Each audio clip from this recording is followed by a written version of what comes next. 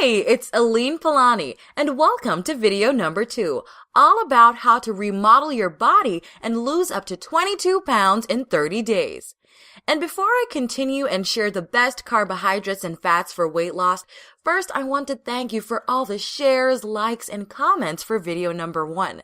In video number 1, I explained how, after helping over 10,000 women worldwide lose weight and become healthier, I found a simple system for you to remodel your body and lose up to 22 pounds in just 30 days. This will work for you if you do daily 15 minutes intense morning workouts on your empty stomach, eat a protein-based diet, and almost no carbs 4 hours before going to bed. This keeps your blood sugar in the fat loss zone, making your body use stored body fat for fuel, and will lead to you losing up to 22 pounds in 30 days.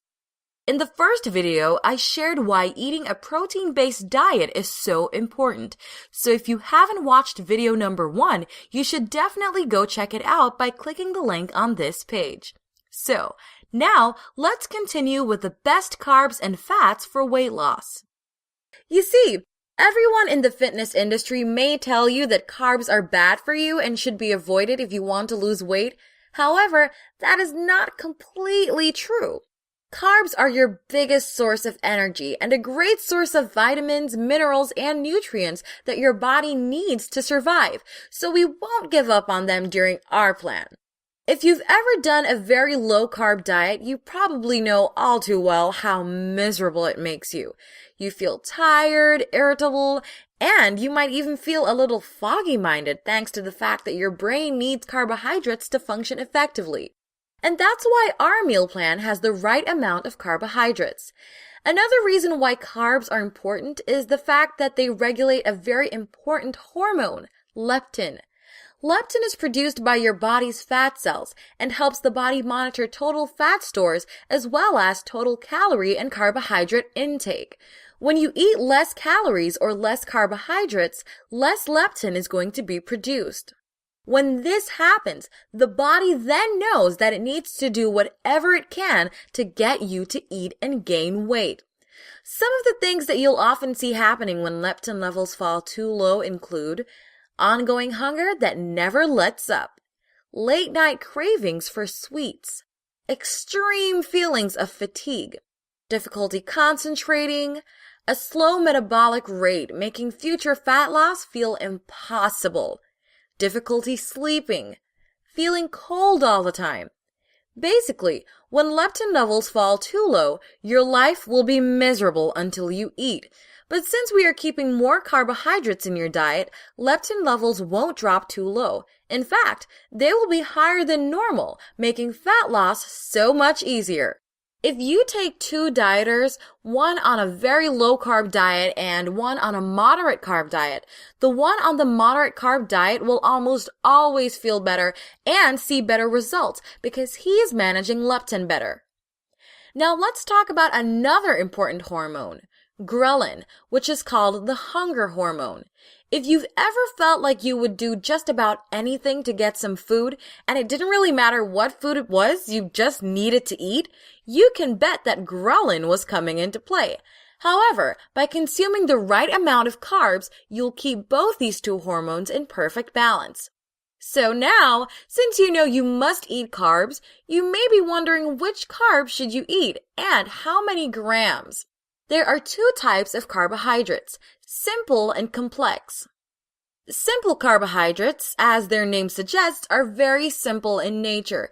This means these are the carbohydrates that tend to spike blood glucose levels, causing that high dose of insulin to be released into the bloodstream and leading you to gain body fat. So these simple carbs should be avoided, and if you can't stop yourself from eating them, better have them in the morning and early afternoon. Now, there is a segment I want to talk to you about, and this is fruit. Even though fruits contain lots of simple carbs in form of fructose, which is a form of sugar, however, because they also contain lots of vitamins, nutrients, and fiber, they should be a part of your diet. You should eat a maximum of 100 to 200 grams of fruits per day, and choose fruits with lower glycemic index like raspberries, blueberries, strawberries, blackberries, and grapefruit. Now let's talk about the other carbs, the good ones, so to speak. In contrast to simple carbohydrates, complex carbohydrates are those that are going to break down much slower in the body, releasing their glucose over a long period of time. This is referred to as having a low GI value, GI being glycemic index. The glycemic index is a ranking of all types of carbohydrates based on how fast 100 grams of them digests into the body. The slower the carbohydrate digests, the lower the ranking will be. The sugary, processed foods I mentioned before all have rankings in the 70 to 100 range, while many of the complex carbohydrates come in closer to the 20 to 60 range.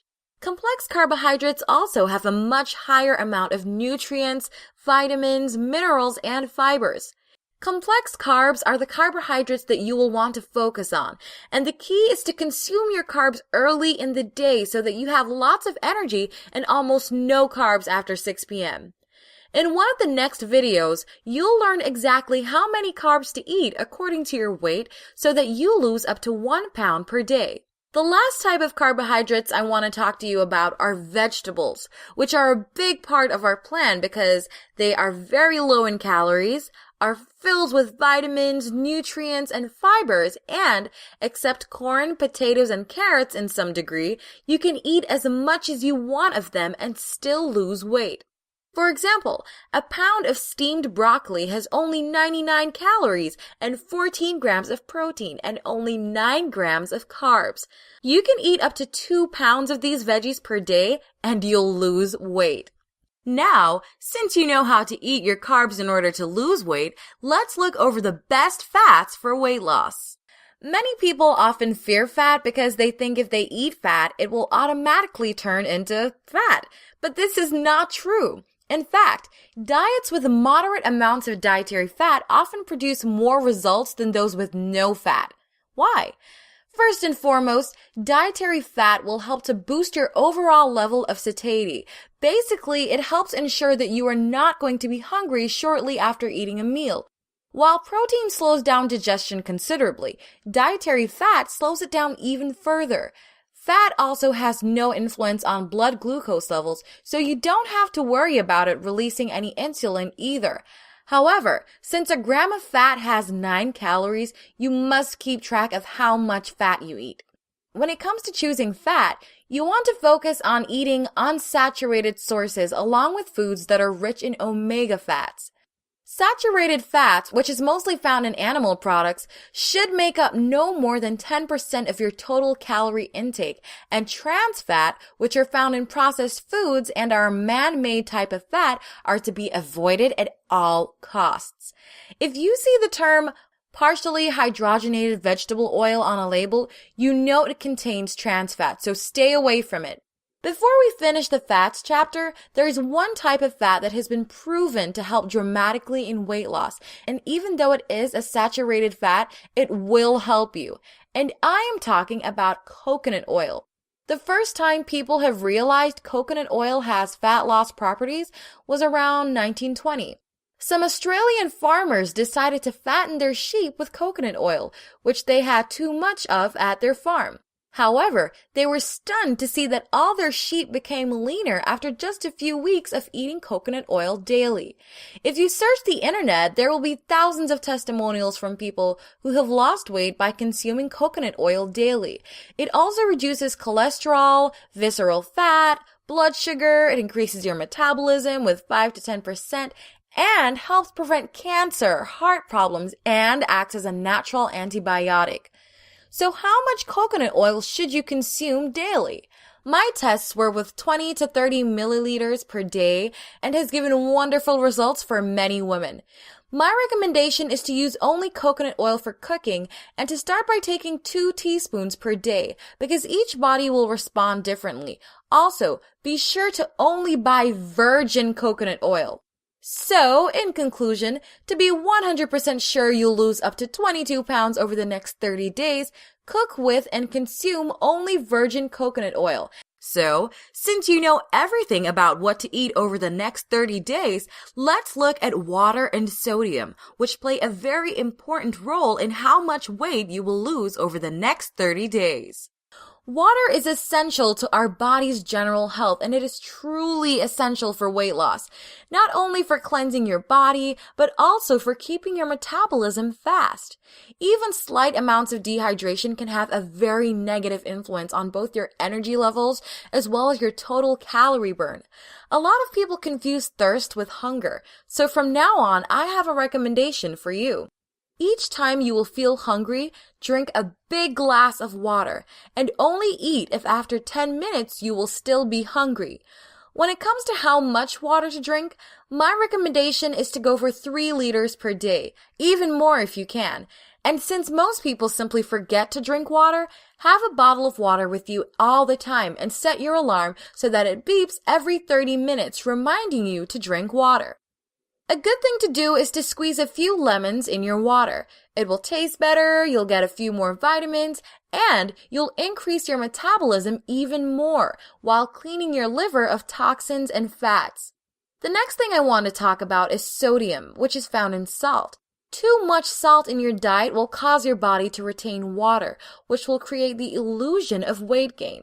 If you've ever eaten a sodium-rich meal and woken up the next day to find yourself a few pounds heavier, you've seen sodium at work. However, if you follow the meal plan that I created for you in the Morning Fat Melter program, and you will not add table salt to your meals, you'll be fine. You should be aiming to consume no more than 2,000 to 2,500 milligrams of sodium per day. You could consume a salt replacement, which you can find at any health store, or marine salt, even Himalayan salt as better options. However, if you have an event coming up and you want to appear as if you lost a lot of weight, by eliminating all sodium from your diet, you can lose up to 1 jean size in a week. One of our clients, Jenny, who was 44, told me that she had her wedding in 3 weeks. She started following our program, and in addition, for 3 weeks, she did not eat any salt. Believe it or not, she dropped almost 4 jean sizes in 3 weeks. So if you want your weight loss to be accelerated, stay away from salt for a while. So I hope you enjoyed my second video and that you will implement these tips into your lifestyle to become healthier and lose lots of fat from your body.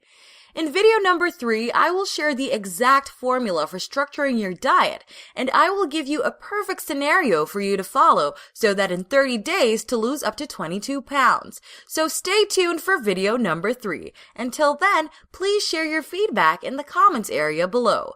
Post your questions, your struggles, and what's stopping you from becoming healthier and losing weight, because I truly want to help you and I will answer all your questions in video number 3 and 4.